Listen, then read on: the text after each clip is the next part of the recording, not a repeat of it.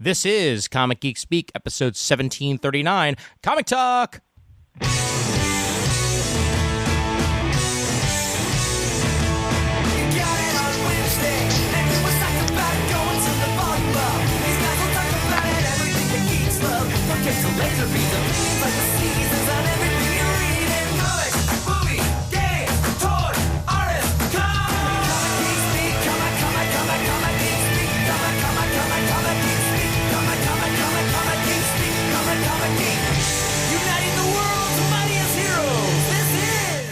I'm Ian Levinstein. I'm Shane Kelly. I'm Adam Murdo. And I'm Chris Everly.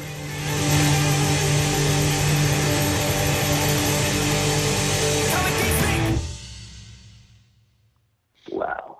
I am honored once again to man the ramparts of the Geek Watch with my brothers. What were we going to say there, Murd? Well, first of all, Chris, 7 bells and all's well, Brother Watchman. And I was going to observe that listening to the CGS theme song through the input of this obsolete smartphone I'm using, I was getting like 70s style heavy distortion. I felt like I was listening to it on an episode of Saturday Night Fever. You must have loved it, Murd. I did. It was a trip. Groovy, man, groovy. Well, it's a Comic Talk episode, so we are talking about everything and probably nothing at the same time. That's what's part of the fun. Yeah, that's happened. Oh boy.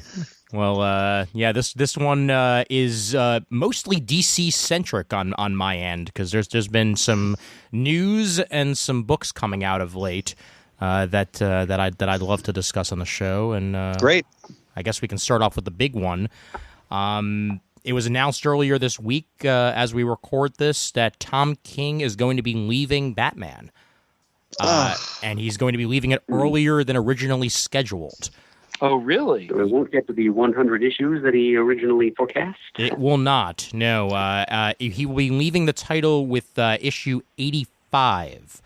Okay, so, that I heard. All right. Yes, and that's going to be at the essentially at the end of the current storyline that he's been working on, and then to conclude, they're moving him over to Batman Catwoman, which is going to be a new 12-issue series written by Tom King and illustrated by Clay Mann of Heroes in Crisis.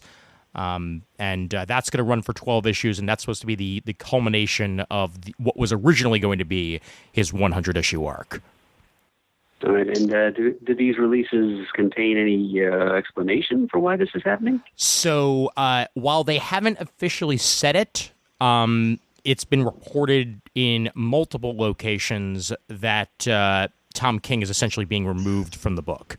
That it was not his decision, and that it was a DC higher-ups decision, that they were either not liking the direction that he was going in, or were afraid that sales were slightly down, and rather than have Tom King be on a title for 100 solid issues, they decided to just go ahead and throw him into a miniseries to conclude it, and that's the way they decided to go.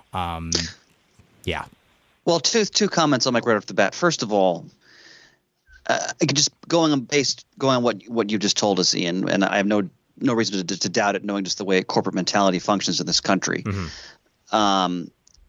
We're looking at for me as a reader of Batman, my whole life. Shane far more intense than I, but I look forward to his opinion. But one of the most innovative runs in the history of the character. Yeah, and to cut the vision of the creator of that run short. Well, first of all, the sales thing is bullshit. Excuse my French, because are any comic books selling that many numbers? Right. I mean, come on, please take it from this former retailer, ladies and gentlemen. No comics are selling such stratospheric numbers that there's such a dip that you get rid of the writer. Come on, that's absurd. Yeah, that's totally ridiculous. The words from Bob Harris: "We're making changes to our comic book publishing line to set DC up for continued success.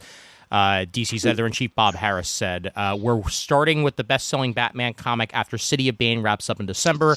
City of Bane is an incredible story and an integral part of our overall Year of the Villain campaign, and a new Tom King and Clayman Bat-Cat series in 2020 fills the gap once Batman begins to ship monthly. That sounds to me as, and I could be wrong, but just being we're all people of experience. Tom, you're fired, but here's something to placate you. Yeah. Yeah. Yes. It's in the mail. So- It'll get there next year. Yeah. Right. So And my thing about this is that it reminds me slightly of when Grant Morrison was on the Batman title. And he was doing his, he was doing wild stuff too. Oh yeah, wild stuff in his well regarded Batman Incorporated series, which was basically concluding his forever long time on the title.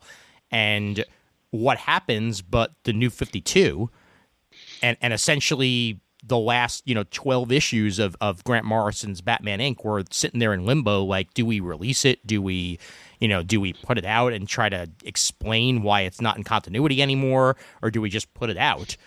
And they basically just put it out, and that's why parts of it make sense and don't make sense, and they tried to take out characters and put characters in and have them be faded out in the background and stuff like that, and it was a jumbled mess. what troubles me about this type of report, and this kind of goes back to something I'm struggling with now as a reader, is, and part of it's also just my own changing sensibility as I get older, but I haven't been this excited to read Batman in years, because with every issue between Tom and the artist working with him, they were doing exciting, innovative concepts on that book, while at the same time being reverent to the history of the character throughout the whole run. And this sounds like, well, we're going to go back and be boring again, because these are endless properties we have to keep churning out, Right. regardless of really the quality of the content. So now we're going to go back to, and I hope I'm wrong, but now we're going to go back to like totally forgettable arcs that ultimately no one will care about, that no one will really remember. They'll get their trades and that's it. And this is why I'm also like I did my order early in the month, and I didn't order virtually any big 2 books now, because I'm like, well, I have Marvel Unlimited, so I'll just wait 6 months for a lot of those. But it's not just that. It's not just the money. It's also, with some exceptions, I love the characters, but if you're not taking risks, I don't have the time. I'm not going to read these books. Right. Because I know what's going to happen. Here's what's exciting about Tom's run. I didn't know what was going to happen. Right. And that's exciting reading. So it's very disappointing to hear that. He also added, just to get some words in from him, that it's a gift and a joy to be on that book, but I'm leaving it to work on the biggest, most ambitious projects of my career, comics I get to make with the best collaborators in comics, and that's a gift and a joy too, which is good to hear, and I certainly hope that is indeed the case, that there's bigger and better things to come from Tom, whether it be at DC or elsewhere. I hope. You know what I hope? I hope, because for me, Tom's one of the best writers in the medium right now. I hope he gets his hooks into a creator-owned property. Yeah. That he can dictate the direction of it, and also probably have an ending, which I appreciate more than ever now as a reader. And he can run with that, and then hopefully make a lot of money off it too. So I'm going to raise my bottle of Mexican Fanta. Here's the Tom King. Well, and I'm hoping for the same thing. It baffles me to take him off a book like this when it's just shy of what he totally envisioned for 100 issues. Right. Give him something else, and that's fine. Now, I would. It wouldn't perplex me as much if it was his doing, saying, "Hey, I want to take it in this direction, but I think we need to do it in this format." And they go, "Oh yeah, that's a good idea, and do it that way." Fine, but that doesn't seem to be the case. So I still think what Tom will do will be fantastic. Without question. I've loved everything he's done so far. It's just one of those strange marketing things that drives me up the wall. What could be in such a big state of flux that the plan's changing just to get in line for next year? Now, maybe something's been planned all along and they just didn't tell anybody, but that seems kind of weird. It just seems rushed. I don't know. Marketing to who? The last legion of middle-aged men? I guess. I mean, come on. Jeez. I mean, I know everyone says about trying to draw in younger readers, but that just hasn't happened in years and years and years. Shane, let me comment on that because I'm glad you brought that up. And I'm not only speaking now as a former retailer, but also as a teacher of 20 years. And I'm speaking right, not that anybody's listening, like in terms of DC or Marvel, but gang, the young people aren't reading the books. Telling you, they're not. So, come on. I in my 20 years of teaching, you know how many kids I've had who've actually read comics? I have more fingers on my two hands. And the characters in books that they are reading are either, you know, new creations or easy to read digital stuff. You know, like that's where they tend to go. So, yeah.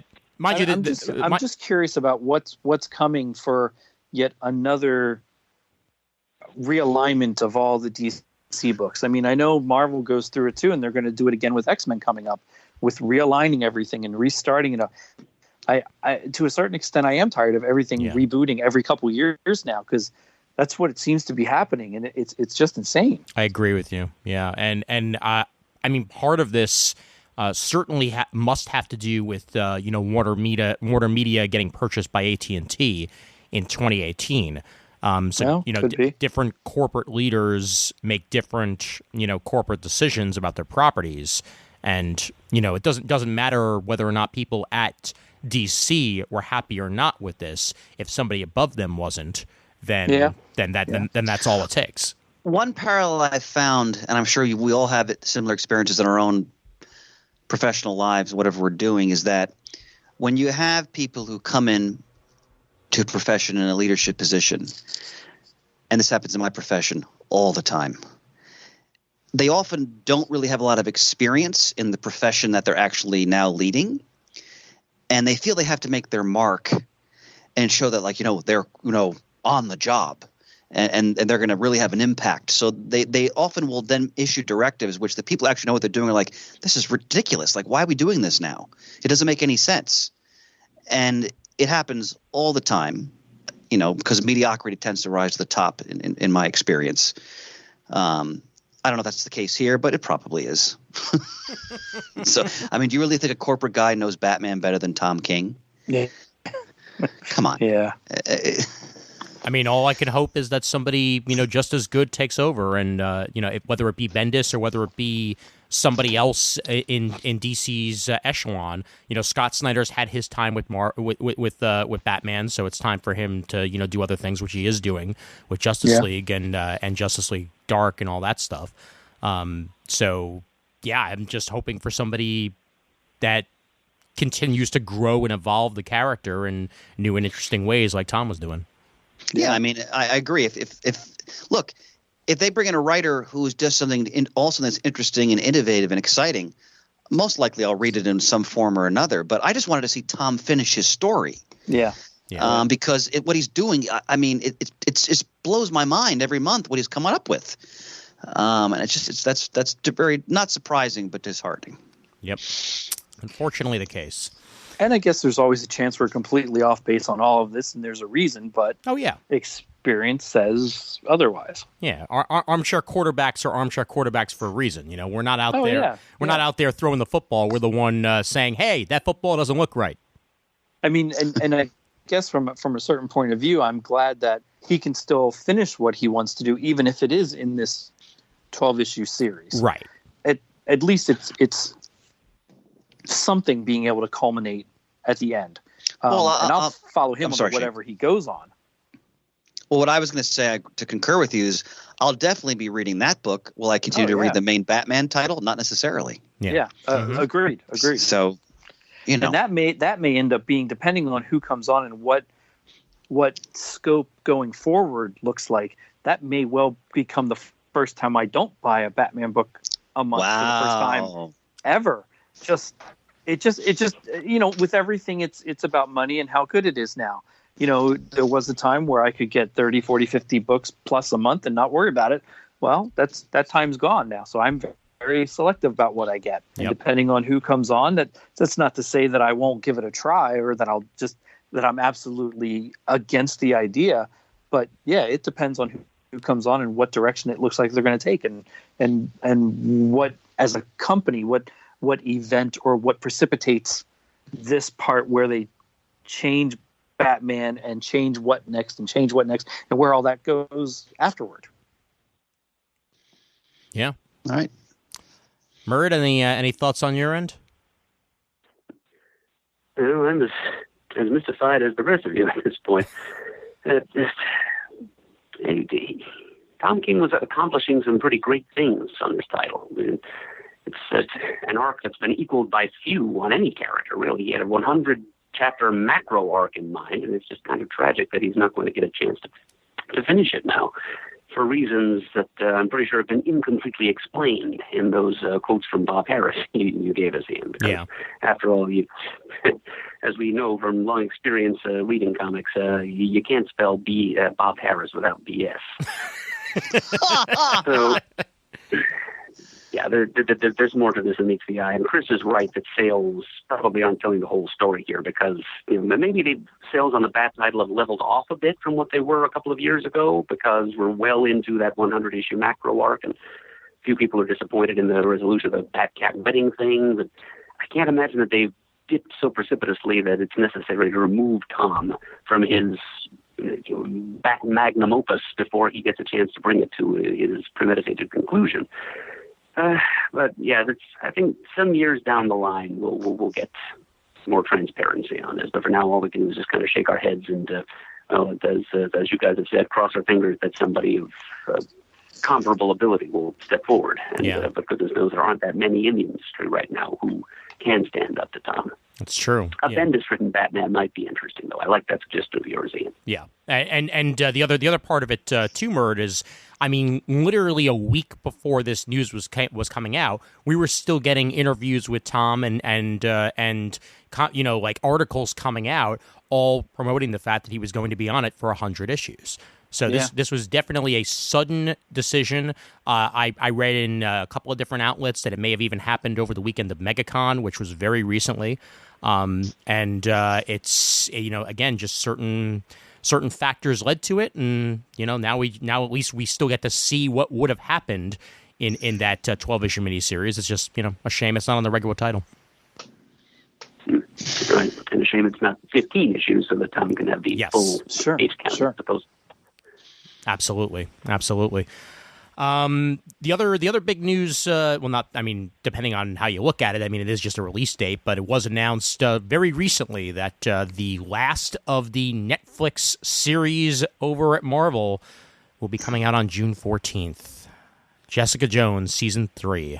Oh, I didn't realize it was going to be that soon. Yep. No, I didn't either. Okay. I thought it was going to be in the fall. Yeah. Right. Wow. They just announced it very, very recently, like as of a couple hours ago.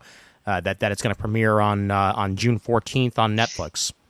See, wow. Ian, here's why you're so valuable to the show on so many levels now. The fact that you've done all this reconnaissance and brought this information back to base camp.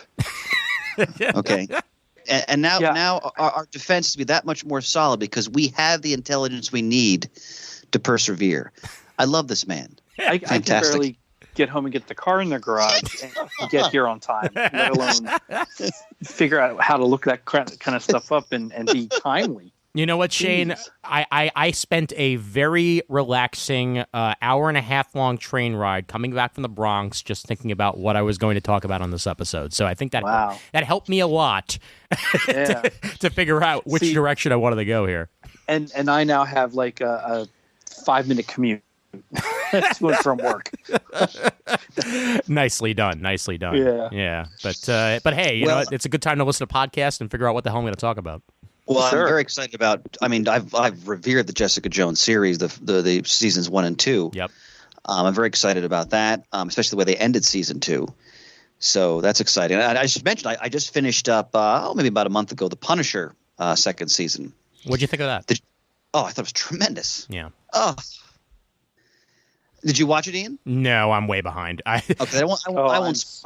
I'm so far behind. Yeah. Okay, I won't spoil anything, but it my time is limited as all our time is with our schedules and all that and families and so forth. But the Marvel Netflix shows, I always make a point of finding the time to watch them. And this season, a couple of just general comments for those out in the audience who've watched it. First of all, he embodies that character. Like his performance in both seasons, like he's Frank Castle. It's a jaw-dropping performance of that character, and he takes a character that, in many ways, it depends who's writing the comic. It sometimes come off as a little bit one-dimensional. Not the way he interprets the character in these stories. I remember at a core where Jerry Conway, the co-creator, was so pleased with Bernthal's performance. The way he captures the Frank Castle, the Punisher, so well done. Again, it's the brutality is, again, don't watch. This is not a show you're going to watch if you have a weak stomach. They do not cut any corners on just how brutal the world of the Punisher is. And really how brutal he is. And they really go into, especially in this season, that he really can't, as hard as he tries, he can't really deny who he is. And that's a theme they pick up throughout this second season. But I thought it was tremendous. I really enjoyed it. Yeah, I'll get there eventually. Yeah, and again, I'm hoping, and we've talked this before, maybe I'm hoping we'll see again these street characters on Hulu, for example, because I think it'd be a shame to cut a lot of these properties short. Daredevil first, especially, my God, I think they all deserve more life. And hell, even Iron Fist was getting better in the second season. Yeah. So come on, guys, give him some more room to grow on just another platform. But. Yeah. Maybe after time. Because I think there's about another year or so, unless they wind up, paying Netflix a bunch of money where they can't touch those characters, and then maybe after that they'll be able to bounce back and get as many. So Netflix is just going to keep having them on their platform for the next year, basically. Is that? Well, that's the idea. There's basically a no compete clause, gotcha. Where where if they were on Netflix, that means you can't use the characters until a certain set time. Okay. And unless they work out a deal with them, then I think that's going to continue to be the case. But I guess we'll have to wait and see on that. Yep. I hope that's what transpires. Mm-hmm. Shane and Murd, you guys went to see a movie together, didn't you? Yes, we did. Yeah, sure enough, did. That's the very day after Shane cleaned out his garage. Yeah, that's true. To the local theater and saw Pokemon Detective Pikachu. I'm glad you guys got to see that. It's not the best movie, but it's so much fun. No, it was fun, and I enjoyed it. I don't know the Pokemon lore where I could pick out characters and name all of them, but I certainly know Pikachu and some of the main players. I liked the interaction between real life and all the animated characters in the movie and the settings and the city and all that. I was hoping more for a story like you would see in the old cartoons I used to watch, but it still was fun. Like you said, it wasn't a great movie, but it was entertaining. I'd watch it again at some point. And Murd, you're probably the second biggest Pokemon fan next to me on the show. What'd you think? Well, thanks for the compliment there, Ian. It was fun. It was some fun. Visually, I thought it was great. I mainly went just to see the world and to look at all the cute little hatchable Pokemon Easter eggs. There's a Togepi. There's what else? An Arcanine. And like Shane, I'm not really up to date on all the different Pokemon characters because there's so many hundreds of them now. I think I got about halfway through the. I guess it would have been the Hoenn region stuff. Yeah. But right around the time when the anime fired the original English language cast. Yeah, and I haven't played the game since the Gold Silver generation. So there were a bunch of characters who, like Shane, I didn't quite recognize. But it was just cool to see them rendered in that way. And, so the designs were, for the most part, on point. Some of the characters made the transfer to textured, three-dimensional rendering better than others. Some of them just kind of came out looking creepy. But it was neat to see all of the characters in their more or less natural habitats. Like Shane, I was kind of jonesing for something that was more reminiscent of the good old-fashioned hunt, catch, capture, train, battle game format. And I understand that for the screenwriters and the filmmakers, it was making it a little easier on themselves to adapt to the video game that they chose to, which is really more of a narrative thing than it was based on the whole capture, train, etc. mechanism. But yeah, it wasn't quite the kind of Pokemon story that I was hoping for. And beyond that, thinking, just putting aside what kind of story it was kind of a hard-boiled detective story in a Pokemon world, which was kind of cool to see. But it felt to me like it was one of those cases where it was an unholy union between a couple of different rival storylines that were spliced together at some point in the creative process. Where they're searching for the secret behind this gas, and then suddenly we get this other story about, spoiler alert here, putting human minds into Pokemon bodies. Yeah. That was just kind of a really sharp, wrenching left turn for me, and it was about where it kind of threw me out of the ride. Well, it was kind of necessary for the setup of the big reveal about the main character's father. Which I will admit probably should have been more obvious to me than it was, but it was a surprise to me because I was too busy scratching my head over the whole humans and Pokemon bodies reveal. The story just took a really weird turn there, and I kind of sacrificed my appreciation for the whole plot. A little bit distracting in the beginning, maybe half hour or so. I think Ryan Reynolds voicing Pikachu was a little too much Ryan Reynolds in it, like the usual jokes that he would have toned down, but things that you would hear in like a Deadpool or another movie where he's a little bit of an eccentric spouting off one-liners, which is fine. I enjoy that, but it seemed weird in this. Yeah. Now, again, after a half hour, 45 minutes, I didn't even notice it. And he was, it was more in line with what I think was happening with the detective story part of it, the investigating, the figuring out, the challenging, the talk, all of that all seemed great. But that first little half hour or so, that was a little distracting. It did come off a little dead Pikachu. Yeah. Yeah.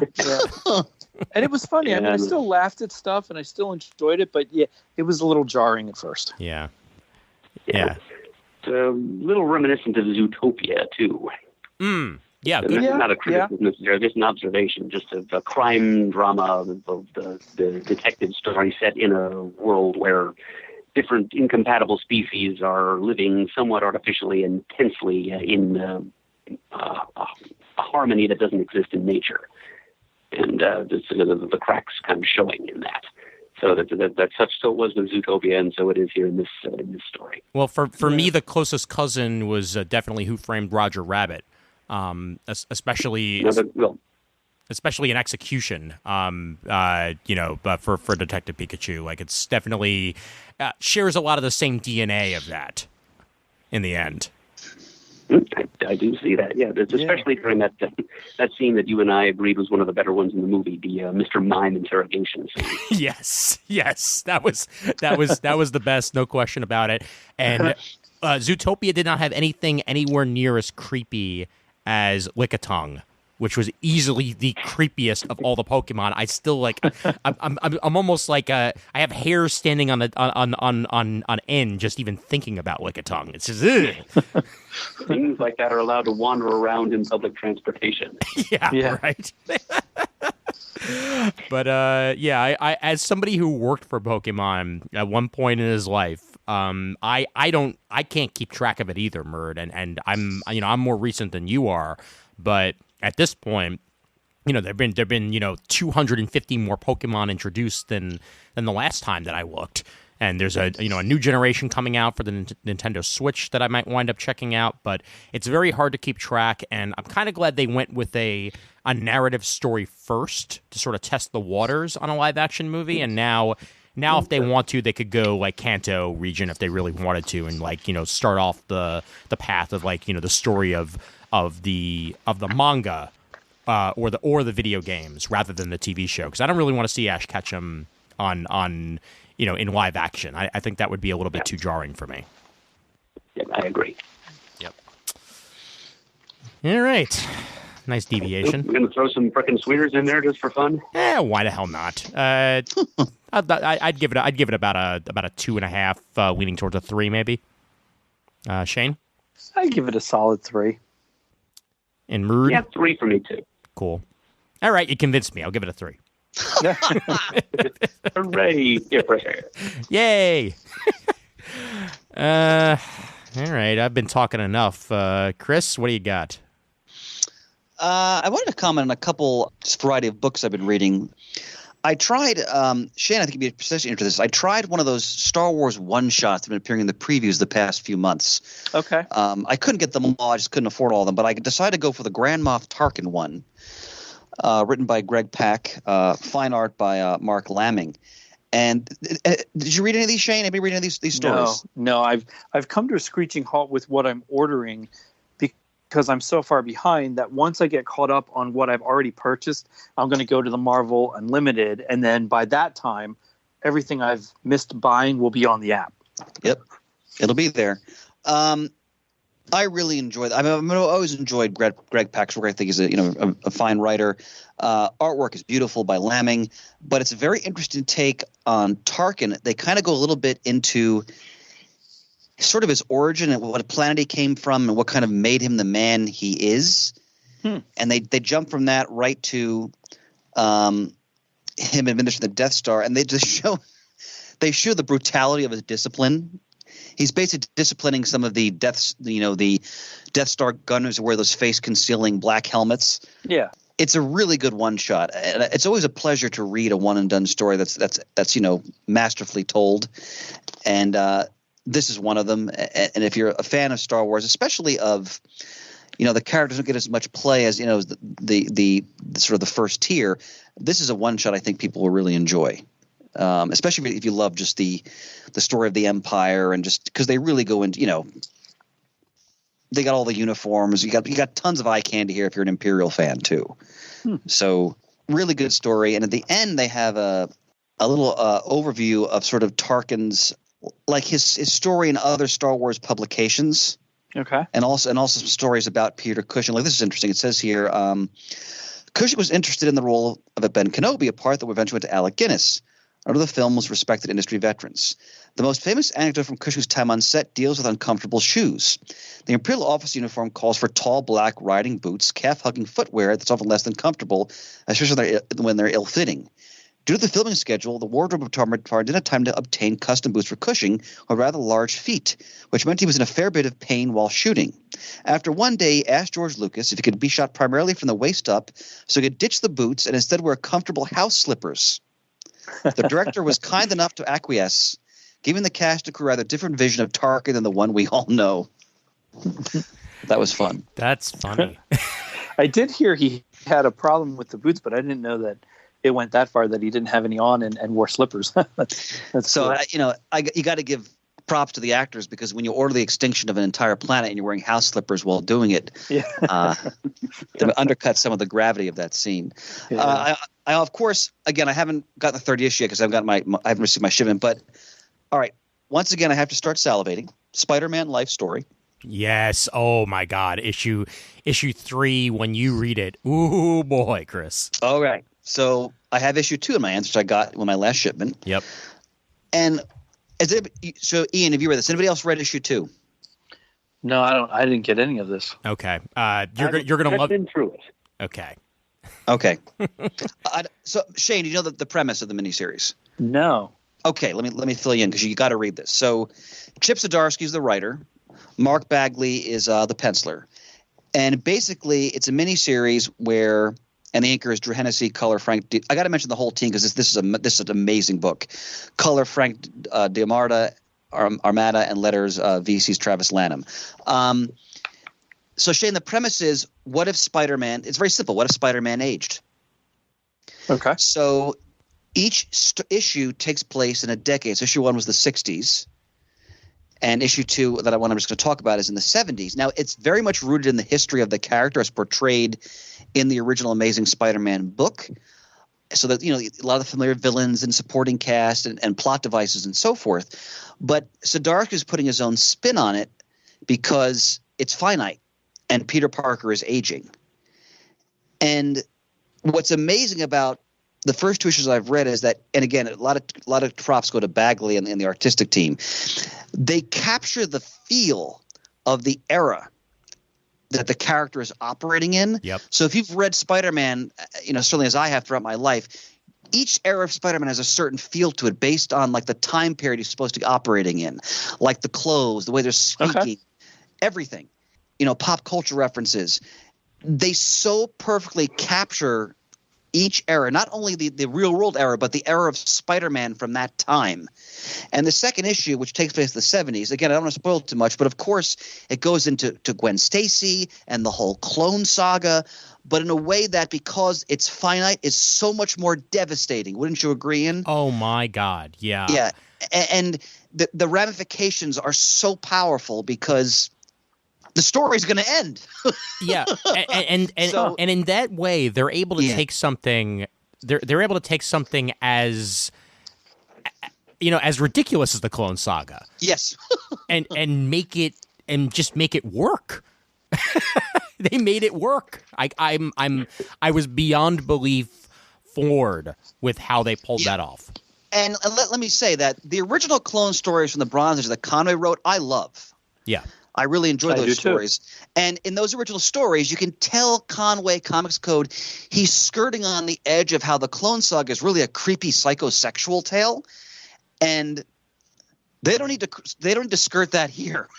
So they really go into, Professor Warren and his obsession with Gwen and the consequences of that. Fantastic interaction with Mary Jane and where she is in her life at this point and her dynamic with Peter. Norman Osborn is as terrifying as ever and doing damage even when he's in a goddamn jail cell. Yep. And Ian, how about the art? Oh my God, yes. Yeah.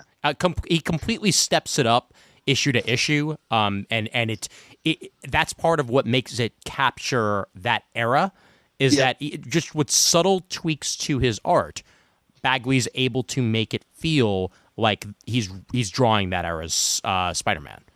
And absolutely, you'll see that even more with issue 3, Chris. I mean, issue 3 is the 80s, correct? Yes, issue 3 is the 80s, and I'm not going to give anything away, but some of the stuff you love about the 80s is in there.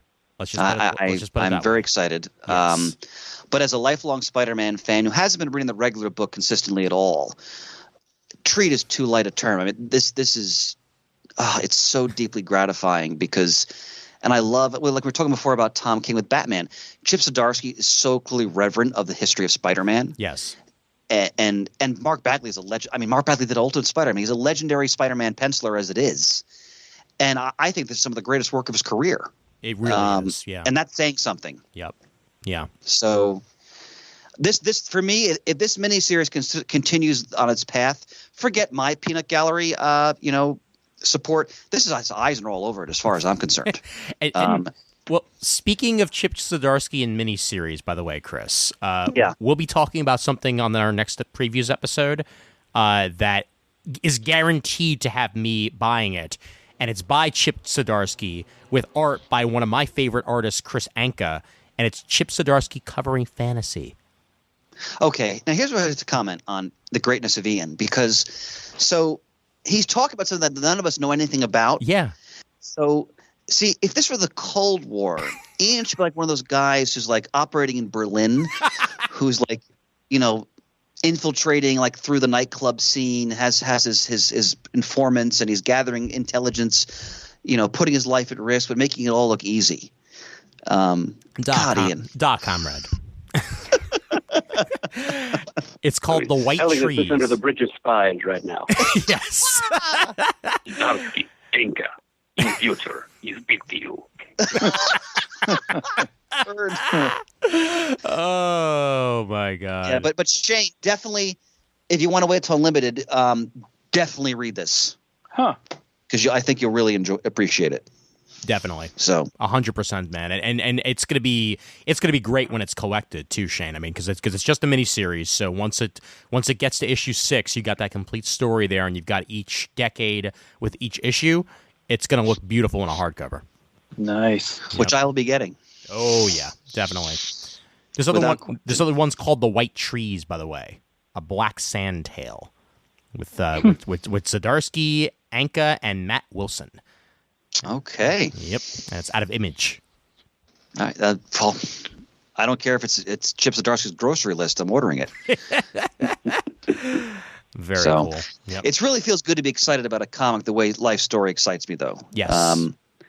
Because I obviously I love the medium. I'm always reading, but there's a lot of the books like, all right, that was good, but I probably could have lived without it. But This is mastery. Absolutely. Yep. Very cool. Yep. Yeah. Shane, what have you been reading? Oh, boy, I've been behind. I didn't realize until just before the episode started that I didn't read Heroes in Crisis 8, so I quick read that one and then 9. Mm-hmm. Other than that, I caught up on, Doomsday Clock. I read a couple Justice League issues. Nothing with any kind of regularity. I've been really, really off kilter and behind right now. Well, let's talk about Heroes in Crisis. Oh, let's. Mert, have you read issue 9 of Heroes in Crisis? Yes, I have. Okay, great. All so right. everybody's read it then? Yes. Yep. Okay, we can discuss it. Fantastic. Ian, go ahead. All right. So it's rant time. Yeah. My problem with Heroes in Crisis became very clear to me as the issues unfolded. And this is a problem with miniseries. This is a problem with overhyped miniseries, which I believe Heroes in Crisis was. I don't blame Tom. I blame the marketing department. That they were hyping it up to be the next big thing, and Merd would probably agree with this, by putting the word crisis in there, you're expecting something life-changing, you're expecting something huge, and you're expecting something that will matter, while at the same time being respectful to the characters. And Heroes in Crisis, I'm sorry it failed that. I felt like it was 9 issues when it should have been 6. There was unnecessary padding throughout the miniseries. And although the art was stunning, and by God art was gorgeous. Oh, yeah.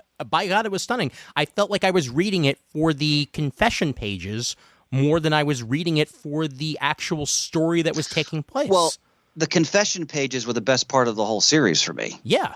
Because to me, that was pure Tom King. Yes. Those confession pages. Absolutely. The problem is that wasn't the story.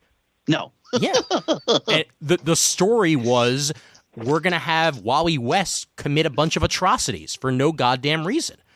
And I even understand what he was trying to pull off. I do. You know, I have friends that have dealt with PTSD in their lives. I know that it is a very unpredictable thing, and I know that it's something that is impossible to really recover from. You know, you live your life as best as you can, and you move forward from there. But I feel like it didn't even fit the characteristics of the Speed Force from what I know about it. It didn't fit the characteristics of Wally from what I know about it. And frankly, it didn't fit the characteristics of DC Rebirth #1, where we're all hip hip hooray, Wally's back, Hope's back. And they drove home in this series. Yay, Hope's back. Yay, Hope's back. Yay, Hope's back. Well, but what if the person who you're all saying Hope is back for, Hope is not back for? What happens? Clearly, what he does is try to unravel the place he's staying, and in the process kill one of his best friends and a bunch of other heroes, and try to frame Booster Gold and Harley Quinn to cover it up, and then run to the future to try to kill yourself and place a body. And it started getting so complicated for no reason. And it just, by the end of issue 8, I knew I was going to be disappointed. And I read issue 9, and issue 9 just felt like it was doing its best to try to tie together the parcel with too little string. And it fell flat. It completely fell flat. I'm disappointed as hell to say that, you know, considering the writer and considering how gorgeous the art was throughout. But man, I was disappointed. And Wally's my boy. He always will be. And you bring him back to do this to him? Ugh. I can't even describe how disappointed I am. In other news, what'd you guys think? I guess that's what puzzled me more, is that you brought Wally back, which I was absolutely thrilled with. Yeah. Only to have this happen now, which totally baffles me. Yeah. I like that Booster and Beetle and Harley and Batgirl got a lot of playing time, because I mean, I'll take Booster and Beetle any day of the week that I can. Oh, sure. Although it confused me that Beetle got the bug out, was in his costume and going along, when I didn't think he did that anymore. Yeah, So me too. I was a little confused by that, but it was still great to look at, great fun to see. But you're also destroying something that was lacking from the DC universe for so many years, with the New 52 being out there, that you get it back and think, oh, great, this will finally move in an interesting direction. I love that he was part of Titan's book for a long while. And then this happens, and I'm like, okay, now what? That's kind of weird. Yeah. And I'm a little bit beside myself. There's apparently talk of him being in a new Suicide Squad book, which I could not care less for, if that's actually the case. Because, when I think Suicide Squad, I don't think Wally West. So they're really going to have to convince me on that. But also, Shane, and this is something that also touched me, is that so many of the people who died in this were legacy characters. Yeah. And that's what the DC universe is supposed to be all about. That's what Rebirth was supposed to fix. And I wondered if this was set outside of all of that, like this was just a standalone thing, but I guess not. I don't know. Maybe it was supposed to be. Maybe it was supposed to be at first. If it was outside the normal universe, just the story being told, all right, fine. But if it's totally in continuity, that really throws me off. Yeah. Murd, what'd you think? Well, a little disappointing on my end too. I mean, Ian did a very fine job laying out what he thought were the faults and shortcomings of this story, and I agree with just about everything he said. Certainly, I was certainly thinking what he said about how including the word crisis in the title of a story like this places a sometimes unreasonable burden of expectation upon the creators, and the marketing team, of course, leans into that very hard. And I also agree that the best thing about this series, and the thing that's probably closest to what Tom was originally setting out to do when he started writing it, are the confessionals. The little, the wonderfully pithy little character monologues that we get from the visitors, the patients at Sanctuary. Just a wonderful little character apothegm summing up the pains and the frustrations and the stressors of all these different superhero characters in just one little single panel out of 9 on a page, which Tom has kind of made it one of his trademarks. They could have just released an entire several issue series of nothing but that, maybe expanding them to a couple of pages in length, but just profiles in heroic trauma. And then that's really what Tom wanted. He just wanted to use superheroes as a metaphorical lens to explore the impact of post-traumatic stress disorder on people like his old friends and colleagues in the military intelligence community. He knew, like Huey, and he knew plenty of people who, firsthand, who had suffered from PTSD, and he wanted to use superheroes to explore that. And instead, he ends up telling this bizarre, overwrought, complicated, and in the end, borderline nonsensical DC murder mystery in which a couple key victims somehow implausibly are brought back to life, and one of them turns out to be the murderer. And I agree with you in that's not exactly consistent with what we know about Wally, right, and have known about him for years. But we can chalk some of that up to the irrationality that PTSD can incur in people, and who knows how much worse it would be in someone who's seen reality from so many different angles as Wally has, and how it may strain his own concept of sanity. But even so, even taking that into account, and then there is a certain meta level here about how the character who is supposed to represent hope for an entire universe and their unseen fans in a higher plane of reality, namely us, and now that might further add to the stress that he's under and just cause the whole hope complex to collapse on top of him. He says in here, I couldn't be with it what I thought they wanted me to be. I thought I was going to. And then we just end up with him. This crisis story kind of ends the way the first one does, with a person in a red suit sitting in a padded cell someplace. So Wally is kind of reduced to the level of psychopirate at the end of this story. I'm glad he's not dead, at least. I smelled something funny with the conditions of his death in the very first issue, so I guess I can derive some solace from patting myself on the back there, that indeed I was right. You don't just kill a speedster that easily unless you happen to be a speedster yourself. So yeah, whoopee for me, but it doesn't really make me feel any better about the way this whole business has concluded, and it just seems a shame that we needed to. I still have to give Tom some benefit of the doubt here. I'd like at some point to know how much of this was his own idea and how much was the DC editorial people leaning on him to tell a story, as you said, Ian, that had some significance and impact. Right. As so many overhyped miniseries, especially those with crisis in the title, are expected to be by the producers and the consumers of superhero text of this kind. And the consequences are just kind of a shame. I mean, there might be some meta commentary by Tom about how Wally was brought back in this rebirth thing, intending to represent hope to despairing legions of older DC fans who miss the old continuity. And maybe this is Tom's way of saying, sorry, folks, but the DC regime of the moment has no intention of following through on those promises of hope, and this is my way of letting you know that.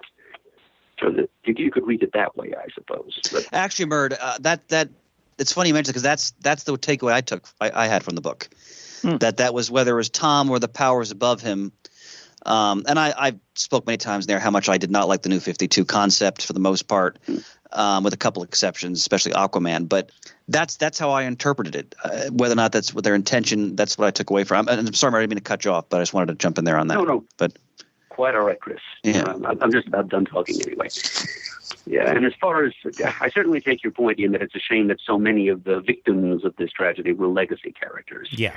But it's just, I wish I could agree that with your interpretation of the rebirth event as being intended to reintroduce and reinfuse legacy into the DC universe. But I'm not sure that's exactly what DC had in mind. I think all they really wanted to rejuvenate was their sales figures. Well, that's a fair point, Murd. But also at the same time, we got hints of the Legion of Superheroes, we got hints of Justice Society, and we got hints, and we got Wally, and that's where my brain was going with it. Is that they're trying to fix some things, and they're trying to bring us back to square one on the fact of legacy.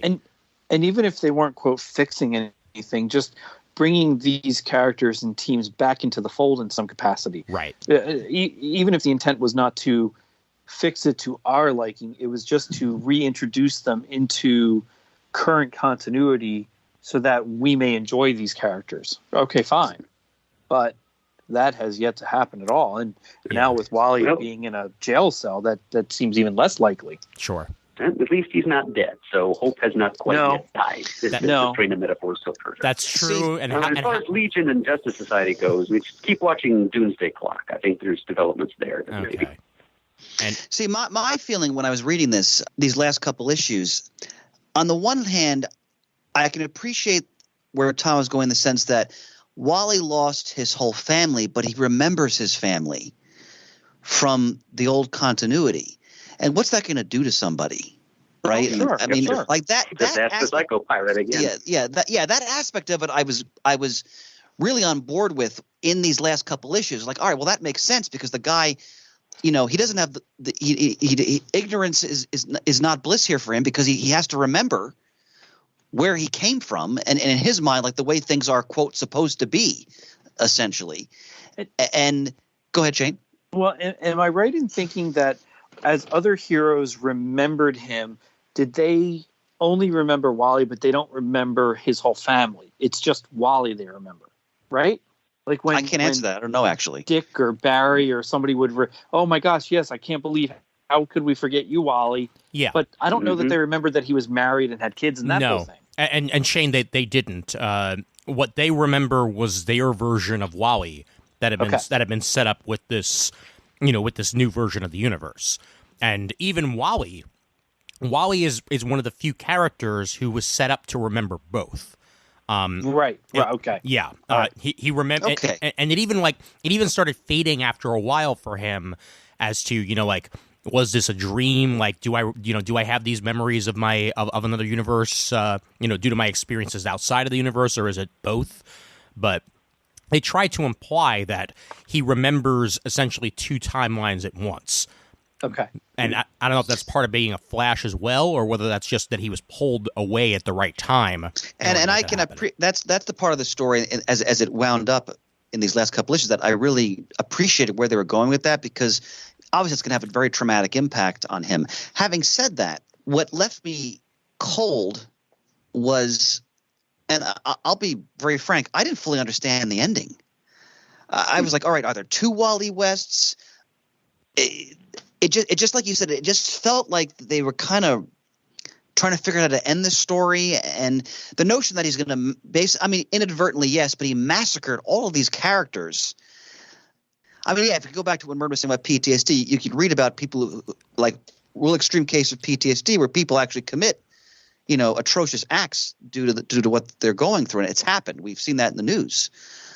Maybe that's they're trying to draw a parallel with that. I can't say, obviously, but the whole thing just didn't feel right in that sense. It didn't work for me as a reader. And I mean, I know Wally's history not as well as you guys do. Yeah.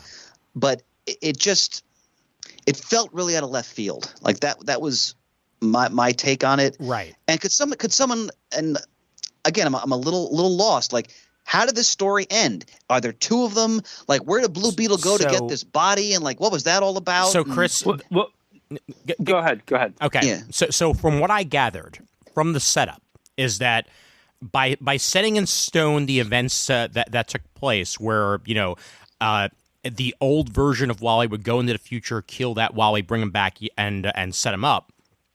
They essentially broke that loop by bringing the bug into the future and stopping that Wally from being killed. Okay. Essentially, also essentially also nullifying that timeline, because if they had brought that Wally back to the past, that would have been that Wally. Instead, they kept our timeline going by having there be a body, by going into Booster's future to grab a quick clone and drop him as a dead body. Okay. But this future Wally now does not exist because that timeline doesn't happen anymore. But by Booster doing what he did, they short circuited that timeline, so to speak. Essentially, yes. Okay. Yes. So they completed the loop in the events that had to happen to solidify what happened in the past already. Okay, but it solidifies the fact that he still killed all these heroes. Correct. Yes, which is even more disappointing. Okay, because where the whole thing lost me, like I was on board with like he's lost his wife, his children, like they never existed in a sense, and the trauma of that. I totally was buying into all that. Even him, all right, losing control of his powers. I'm not an expert on the Speed Force. I don't know if that is precedent for that or not. You can tell me about that in a moment. So, and then he kills everybody. But then the fact that he tried to cover it up, that's where I dropped out of the story. I was like, really? He's going to go to all these steps now to basically create a murder mystery, and like, is this Wally West? Like, I'm asking you guys, is this something Wally West would do?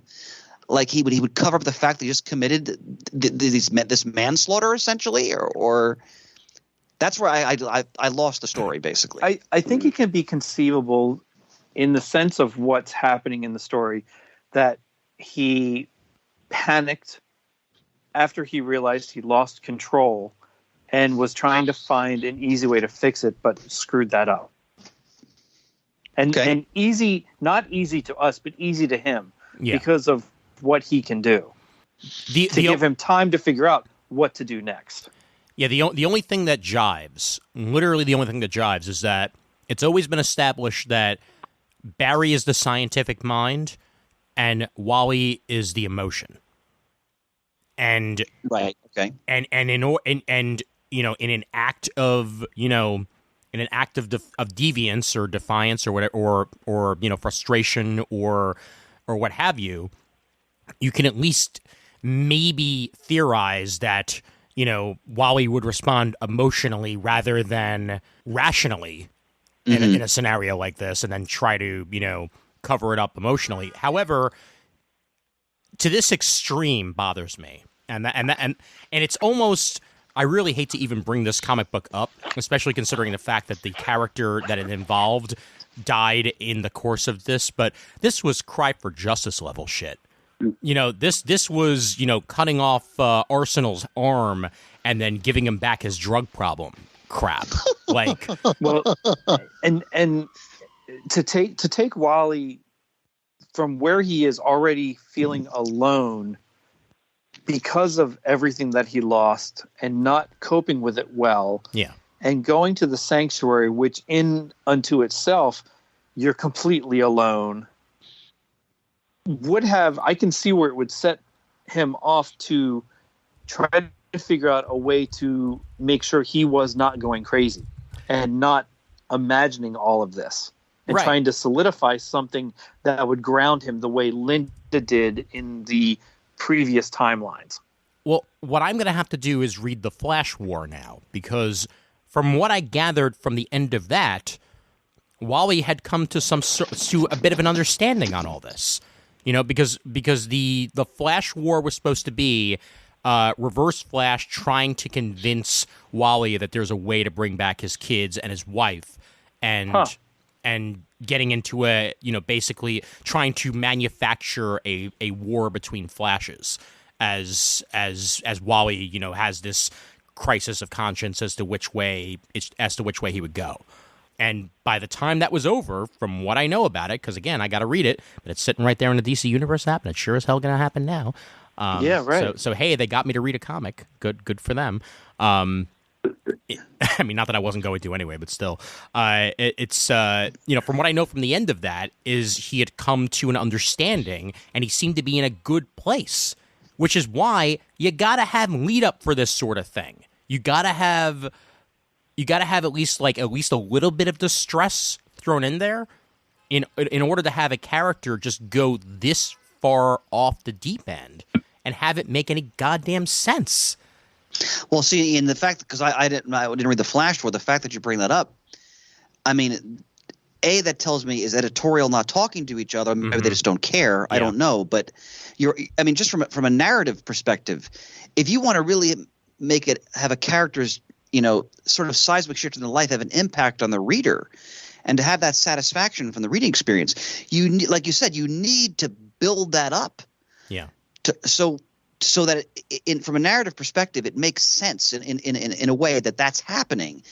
And granted, I haven't read Flash War. I read some of the Titans. I enjoyed that. I haven't read all of it though. But I was like, what is this? Like, it just – and like we said before, like the whole PTSD part of it, his trauma over the loss of his family, like all that really worked for me in this story. And like if they had built that up over time – and shown him in other titles starting to lose his grip, because like isn't there a Linda in this version that wants nothing to do with him? Yes.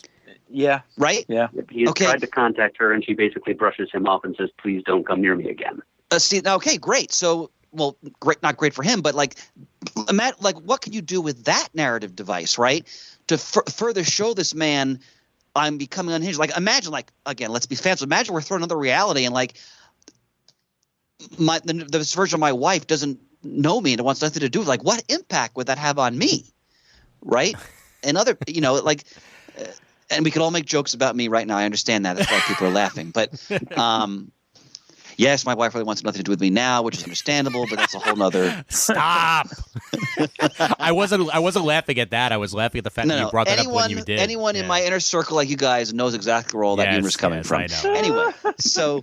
But that aside, so do you guys know what I'm saying though? Like where is like, because I remember reading one issue where they showed Linda and like she didn't like, who are you, and come on, you got to like really work with that, and like that's the pathos of that. Yeah.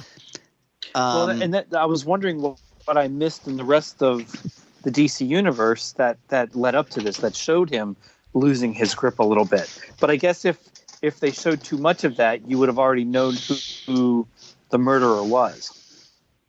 Yeah. Yeah, but as you guys were saying, the last issue, all those character snapshots were tremendous writing. Oh yeah. Right. Like the way he captured, like Tom is such a gifted writer, the way he captured every character with basically one word balloon. Yeah. And pretty much every one was spot on. Yeah. And that was for me, the most satisfying aspect of reading that issue. I mean, two things immediately come to mind. One that's a great throwaway moment with Red Tornado as he references the Vision series from Tom King. I'm thinking of creating a family for myself. I don't think anything could possibly go wrong. And frankly, if he doesn't write a Booster Gold series at some point, it will surprise the hell out of me, because that's the character that I feel like he got the most right in this entire series, was Booster Gold. Plus the Batman appearance he made, too. Yes, definitely. Yeah. Well, okay, so the Batman appearance, that also brings to mind, in the beginning of the series, you had Superman, Wonder Woman, and Batman really involved in trying to figure out what happened, and then at some point they just disappeared. Yeah. And they became, I guess to a certain extent it became inconsequential, but I would think you'd still see something of what's going on from their perspective a little bit, but maybe not. And the other thing, and because Ian mentioned this before, however a couple years ago was when Birthright came out. Was it called Birthright or Rebirth? Sorry, Rebirth. Yeah. We all talked about, Pants nearly wept on the air. Right? Because that was a beautifully written story, and the reunion between Barry and Wally was so well done. Yeah.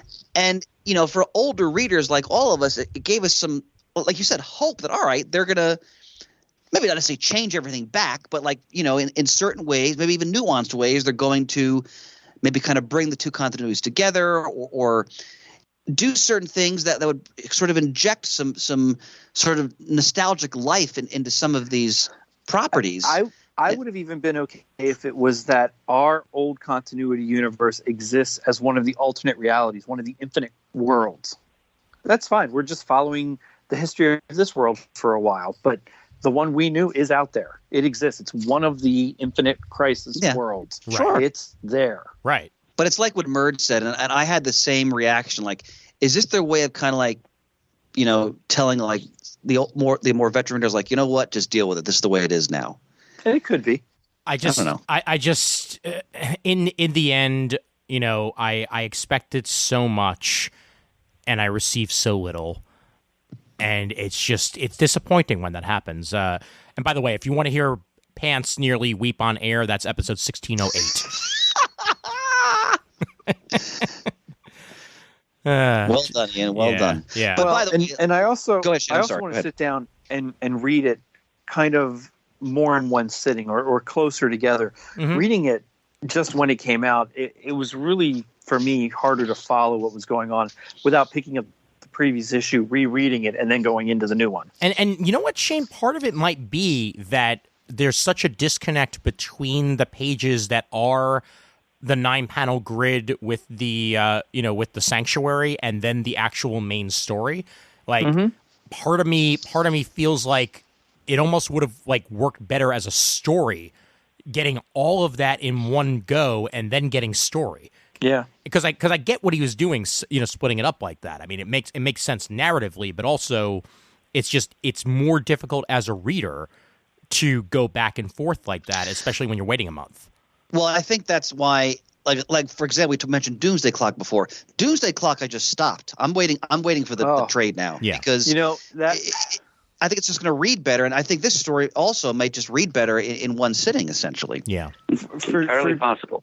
I know we're changing gears a little bit by saying Doomsday Clock, but for me, to have Rebirth happen in that one issue, and then to say Doomsday Clock's going to tie everything together, but to have it come out it seems like every 4 months or something right now. Yeah, it's painful. I almost. I mean, I'm still reading it, but I almost don't care because so much time has passed. I can't believe it's going to matter to anything. Gentlemen, yeah. Maybe I'm wrong, but it's a microcosm of how broken the release system is for comic books. And I've been saying this for years, and I've gotten into arguments about it with Mark Waid himself on my Facebook about it as well, that the comic book industry needs to go mostly collected editions, especially without question. Especially when it comes to books that are going to get delayed. Because I knew this was going to get delayed when issue 1 came out. Wait, let me interject for a moment, Ian. If it works for 80 million Japanese people, it can work here. Yes. Okay. So thank you. Thank you. I couldn't agree more. Yeah, it's just they've been doing it longer, so that's why it works as well for them, because that's their established market. However, also at the same time, Chris, It's not like it's not like the Japanese market waits for everything to be collected. They have their ginormous tomes which release chapter by chapter. Yeah, So and I don't want to be too flip about it because to be fair to our own system, in Japan, having traveled there 3 times, everybody in Japan reads manga. Yes. It's not just like a subculture of people. Like every generation, every age group, there are people reading manga. So obviously that's going to work when you have that cultural environment for it. Yeah. Here, I mean, let's face it. And I look, I had a comic book store for 18 years. I don't want to see comic book stores vanish, but at the same time, the whole – and this is speaking from often very bitter experience, the whole setup is totally – I mean, it's pea-brained. I mean, it's totally kablooey. I mean first of all, you got a frickin' monopoly over the distribution, but because it's so small, nobody cares. Yeah. It's like the government's going to do anything about it. But, what Kurt Busiek is doing with Astro City, that's the future as far as I'm concerned. Right. And again, look, I'm just a reader now. I'm not a retailer, so I don't have that skin in the game anymore. So I don't mean to be unsympathetic to that side of things, but I don't see how they can't avoid that at some point down the – like look what Rucka and Lark are doing with Lazarus. Yeah. They're now doing quarterly prestige format $8 books. And let me tell you, the first one was more than worth it. Can I also point out that Yeah. Doomsday Clock was set in the not too distant future of the DC Comics universe, which it now should have caught up to? Oh, Well, that's what I thought the whole point was, that it would be set in that future. We would catch up to it, and then it would be continuous. Right. It would make sense. Exactly. And that hasn't happened, partially due to the delays, and the other part because I don't even know if everybody knows what's going to happen. Well, when the collection comes out, I'll get it and I'll read it because I enjoy what I read. I think I read maybe issues up to 5 or 6, something like that. Yeah, same here. But then I just stopped because I'm like, this is I'm going to forget, and then I'm losing my mind as it is. But I'm looking forward to reading it in one sitting. Same here. And seeing how it all, if it does indeed tie together to Rebirth and everything, because we all have to remember. Rebirth, we were so excited about, okay, what is this going to mean? Like, and then what was it, like 2 years later? Yeah. Like, that's the thing. Like, I didn't understand. Like, why are you waiting so long? I mean, this country has the shortest possible attention span, all right, in terms of our popular culture. Yeah. And you're going to wait, like, was it 2 years? Chris, I hate to tell you this. I'm looking at the episode released right now. Yeah. Episode 1608, May 26, 2016. Oh, my God. Mm-hmm. Okay. It's over 100 episodes of CGS ago. Yep. Wow. So it was closer to 3. It's way closer to 3 because that's we just passed the 3-year mark. All right. So Wow. and look, we're armchair quarterback again. I don't know what the challenges were in this. I have no idea. But from a story standpoint, and also from a marketing standpoint, it just doesn't make sense to me. And Rebirth still put out way more titles that I was excited for and still am excited for than what we had pre-Rebirth. So you can't call it a failure because honestly, it did put really good stuff out there. It got me interested in Flash again. It got me interested in Batman absolutely. again, Superman, the works. So it's Sure. In that part, it succeeded. I agree with 100%. What I was talking about more was how they're handling the Doomsday Clock story. Definitely, yes. I just like, when did the button come out? When was that? That was about a year in, right? God. That's at least a year ago, if not 2, right? Yeah. Oh, yeah. Which says how far behind I am on Batman because I think I'm right about there. Let me see. I think the button's at least 2 years. 2017. Yep. Mm-hmm. All right. Not that there are matters of weighty cosmic significance, but still, from a from a reader standpoint, I just because I want these series to succeed because I'm excited about them, and I just don't understand. I never understood why DC put in the time gaps they did in between Rebirth, the Button, and the Button was only 2 books. It was just an overlap between Batman and Flash, and then this. I don't know. It's. Again, there's so much competition for people's time and their entertainment and their attention. Yep. Like, can you really afford to like have these massive real world gaps in time between like what's supposed to be like a continuity shaking event? I just don't get it. I don't. So I don't know. Well, I have something. I mean, going off of spending your time on things that I can probably touch on a little bit here. So I'm about to pick up in trade the Shattered Grids storyline of the Mighty Morphin Power Rangers comic. It's supposed to be easily one of the best Power Ranger stories that's come out in comic book form, and probably the best Power Ranger story, period. It's supposed to be set in an alternate timeline where the Green Ranger became a despot, and now he's trying to take his reach into other realities and finds the main Power Rangers universe and gets into a giant, tussle between them. And they released a fighting game, which I got on the Nintendo Switch, called Power Rangers Battle for the Grid. That fits itself very much into that same world, to the point where there's a story mode that's written entirely by Kyle Higgins, the writer of the comic. But Kyle Higgins wrote it? Yep, Kyle Higgins was no the wonder. writer. Well, no wonder it's good. Oh yeah, yep. Kyle Higgins wrote it. Yep, and art by a bunch of the artists that worked on it as well. And it's a fighting game akin to what Marvel vs. Capcom was, where it's multiple.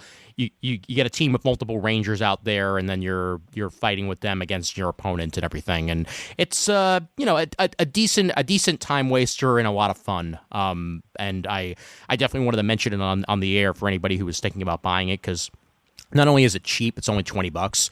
But they just released a story mode for free with a bunch of extra characters that they released as well. And anything that's free in the world of video games is hard to find these days because they charge you for everything. Now, Ian, have you read the miniseries as well? I'm about to read it, actually. Please let me know how it is, because I've made it a point. Anything Kyle Higgins writes, I read it, and like I know zilch about the Power Rangers. I never watched a Power Rangers episode in my life. Yeah. But I will read this book if Kyle Higgins is writing it. I was a huge Power Rangers fan growing up, so this is right in my wheelhouse. And you're since you're a little bit, what are you, 30? I'm 35. Yeah. Okay, so you're 11 years younger than me. So you were growing up right in the crux of that Power Rangers moment, where I was already past that, so I didn't get to experience the joy of Power Rangers. Yep. Yeah. So same here. I'm with Chris in that way too. Yeah. Now, oddly enough, I never really watched the Power Rangers episode, but the very first movie that was in theaters, I went and saw that. Oh my God! Yeah, that was a hoot. Was that the live action film? Yeah. Yep. Yeah. Now, Ian, as a fan, did you like that movie? I mean, okay, so when I saw it, I had already aged out of the Power Rangers a little bit, right? And I saw it once on my own and thought it was silly but fun. Then I saw it as a camp counselor, taking a bunch of day camp kids to the movies when they didn't want to be there because it was raining. And I enjoyed that time a lot less, but that was probably why. I'm sure it was. but overall, I thought it was all right at the time, but I've rewatched it since, and it's a bunch of cheese, and it's they redesigned all the Rangers for the hell of it, and it doesn't work canonically in any way, but it's all right for what it is. All right. Yeah. Fair enough. Yep. All right. What else you guys got? I think I'm tapped out myself. Yeah, I'm about tapped out. Merge, you got anything? Well, do you play requests, Ian? Yeah, sure I do. Well, just to get us back on a slightly higher note as far as DC goes. Sure. Just to speak of a more positive sign of hope and of legacy and of the preservation of a few precious cultivars of pre-Flashpoint canon. Would you like to enthuse for a moment or two about Bendis' Young Justice? Oh, by all means, yes. Woo-hoo. Oh, mercy me, am I enjoying Bendis' Young Justice? Excellent. And especially the most recent issue, because I'm just going to go ahead and say it. I'm not going to say how, or I'm not going to say why, but Wally's not the only one who remembers anymore. Oh, wow. Yep. I've only read issue 1. I'll have to catch up. I have. All right. I read the first 2 issues, and I'm behind since then. Yeah, in the most recent issue, we get a member, a very, very important member of the cast, who suddenly remembers everything, costumes and all, remembering the fact that something is very, very wrong. And you might even be able to guess which one it is because he's had some time out of the universe, and it may be why it hit him the way he did. And what number issue is that, Ian? This was, I believe, issue number 9, I think. It's either 8 or 9. Okay. Because there've been a bunch recently, but yeah, It's really this was the culmination of the Amethyst storyline that they started it off with, and it's it really works both art wise and just storyline wise. I'm completely digging it. Well, you maybe want to read it. Yep, definitely. Yep. Huh. And that's Sorry, I'm trying to find out exactly which one. I'm sorry. It was issue number 5. Cool. Good stuff indeed. Yep. I guess I did do something not out of the ordinary for me, but after seeing Endgame, I did go back, and whenever I have a free moment that I can play something in the background, not to sit down and watch it and not do anything else. It's usually in the background or I'm listening to it. I started with the first Iron Man, and I've gone through all the Marvel movies. I just finished Homecoming. And Wow. No, I'm almost done Ragnarok. So then I have Black Panther, Infinity War, Ant-Man and the Wasp to go yet. And then I'll be through a fairly concise listening to of everything. Still a lot of fun to listen to this entire universe merge, begin, develop, and come to fruition over time. It's hard to believe that 10 years, 11 years passes from the first one to the last one, because so much sounds like it's happening all together. Like they really keep a consistent voice for all the characters I've felt throughout everything so far. So what? Well, I should say, listening to it in one shot, it was just. It sounds like it was as fresh as ever for you then. Yeah. And what's interesting to me is because I listen to so many things, movies and TV shows, and just listen to them because I don't necessarily need to see them, but there are moments when I stop and look and I forget what certain things look like or what happens visually, even though I'm listening to it. So I not only get to know the story and what's being said so well that when I do watch it, I don't have to pay attention to it, but I can focus in on some more of the details that I may have missed in the background or what's happening on the screen. It's really an interesting way that I'm enjoying it this time. Interesting. Yeah. I've never really tried doing that myself.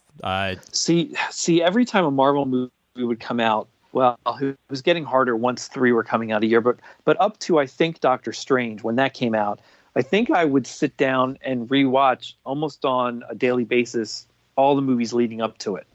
So like I would pace out how many days I had to go, and I'd start with Iron Man and I'd go all the way through it. It became harder and harder as time has gone on. Sure. So after Endgame, I figured, well, I know we have Spider-Man coming, but it's going to be a while until anything else comes out. I'll start just downloading them onto devices or on my phone or whatever I end up on the phone. If I have a half hour at lunch, I'll watch it at lunchtime at home, whatever it is. And I'm just working my way through slowly, not rushing it. If I go a couple days without listening to one, hey, so be it. But if I get 2 done in a day, so be it. That's how far up I am since I saw Endgame the second time.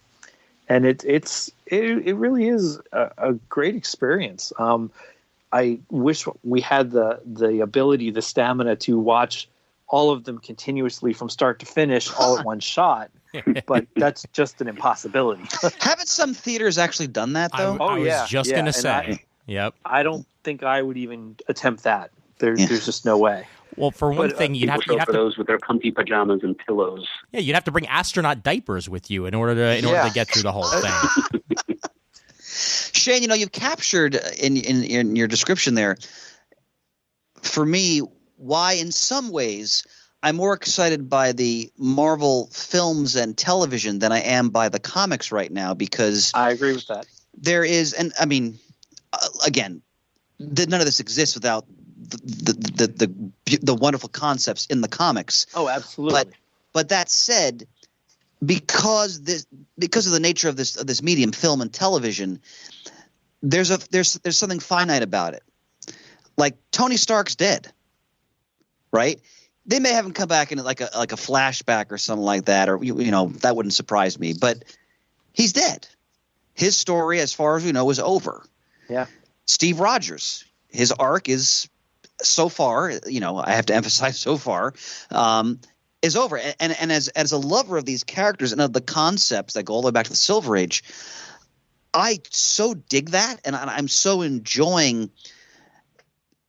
In some ways, it's and I mean this in a positive. It's the limitation of these mediums. They can't obviously pump these out every month, so we're there. But yet, as you've mentioned, they've built this wonderful continuity, and they've really taken they've really paid attention to developing that continuity in these films and some of the television as well. So it's for me as a lifelong lover of these characters, it's deeply satisfying to watch like some of the best elements of these concepts come to life on the screen, and to know that they're not going to go well. I shouldn't say they're not going to go on forever, because they're going to keep doing this as long as they make money. But even having said that, you guys know what I mean? Like there are certain limitations in this form that I think are good, right? That allow things to have more weight behind them, and as for me as a viewer, that they matter more in a way.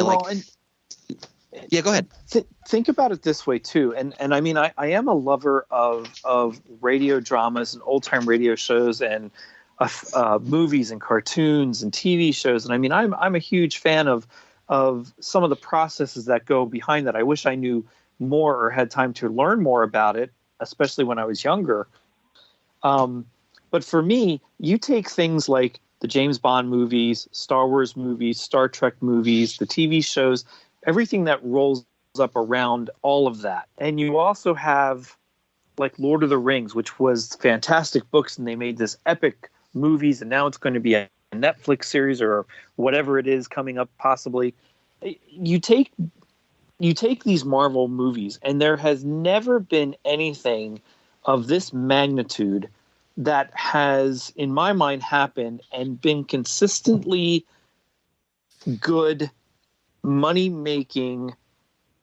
Some of them aren't, how do I want to say it? I've enjoyed all of them, so I can't say that one of them has been really bad or anything like that. But there's never been 22 movies in an 11-year period that starts the beginning of a storyline with a subtle drop at the end credit scene and comes to this massive undertaking of Endgame and by extension Far From Home, and tells this grand story where all these characters intertwine, all these different directors, these different creators, and ties it all together. It's just this massive crossover that has never been experienced in a movie franchise ever, in my opinion. And you know what, Shane? And I think it's very simple why that works. They just went to the books. Yeah.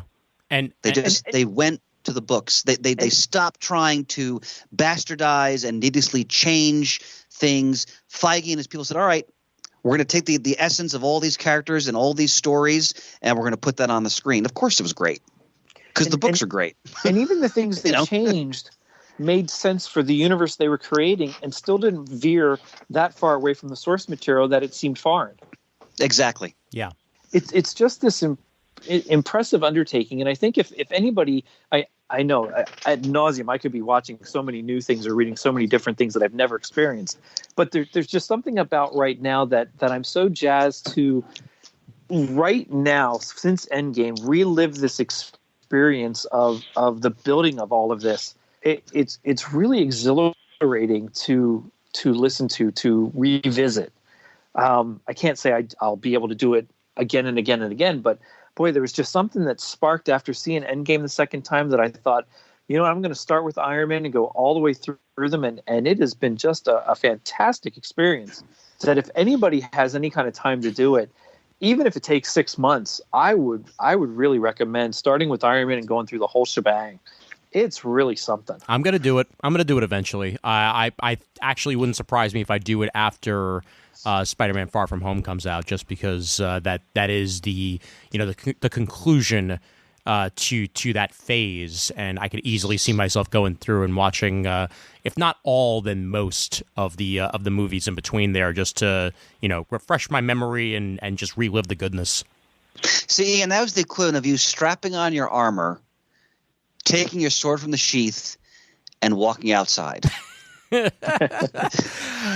love this. I love this man. Well, to piggyback on that, by the way, speaking of going to the books and doing it right, I won't spoil the finale of The Flash from this season that just concluded.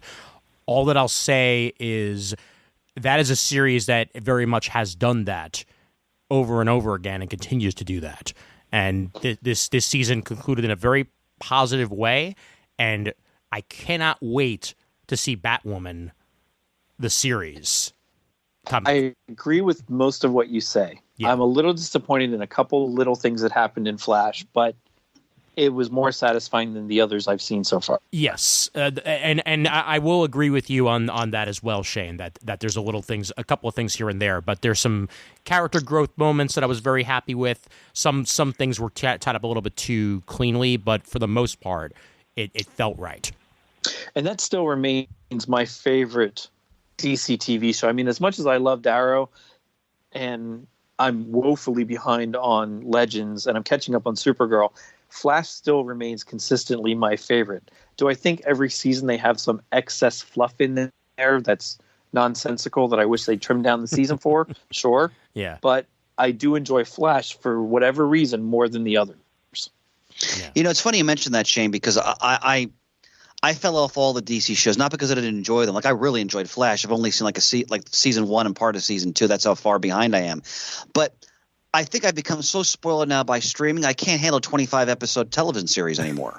I can't find the time to watch all these shows. I'm right there with you. And two ways I do it is Netflix runs the DC shows the week after their season finale ends. Yeah. They start up on Netflix. But also iTunes, for at least Arrow and Flash, iTunes has had them be like – with like 5 or 6 episodes left in the season. They put up the whole season for like $9.99. I buy the whole season and I catch up on anything I missed this year.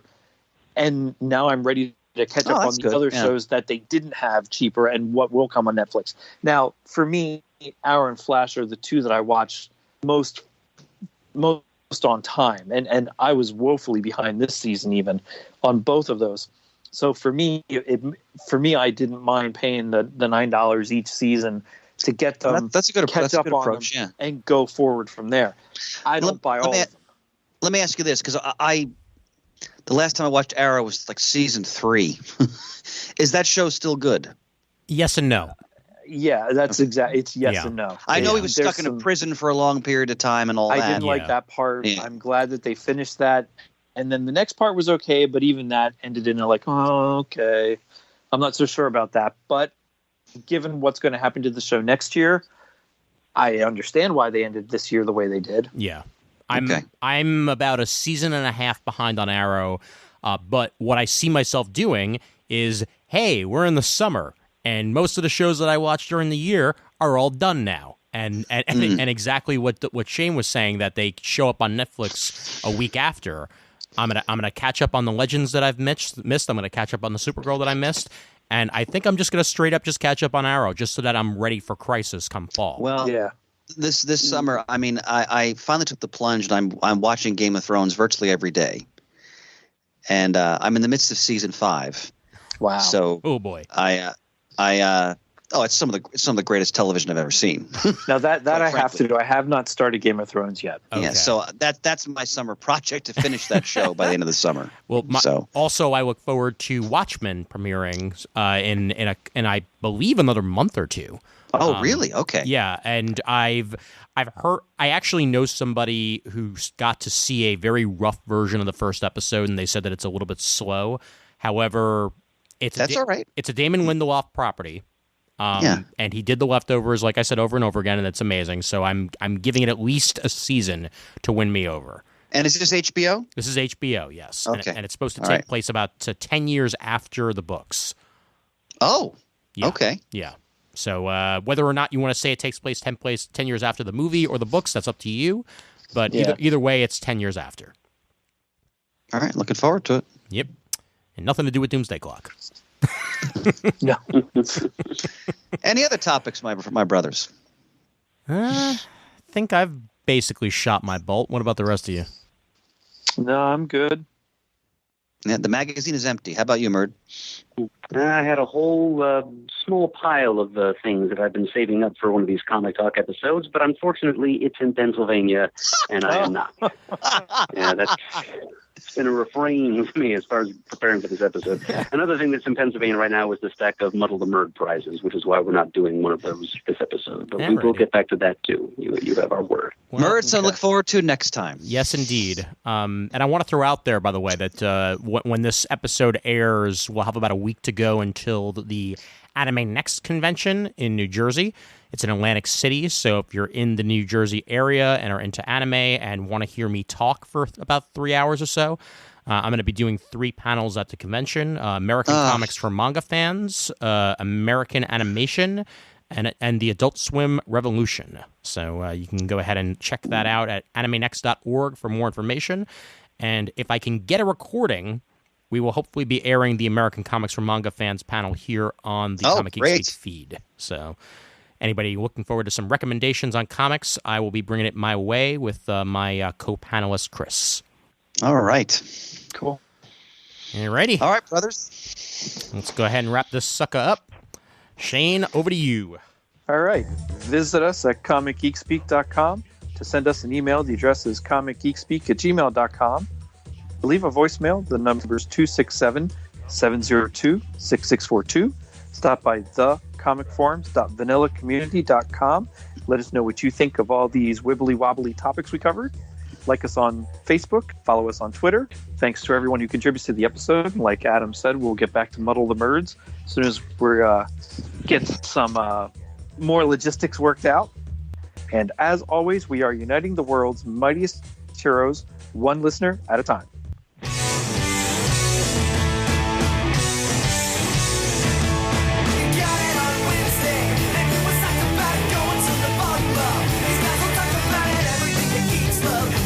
Laser beams, like the seasons on every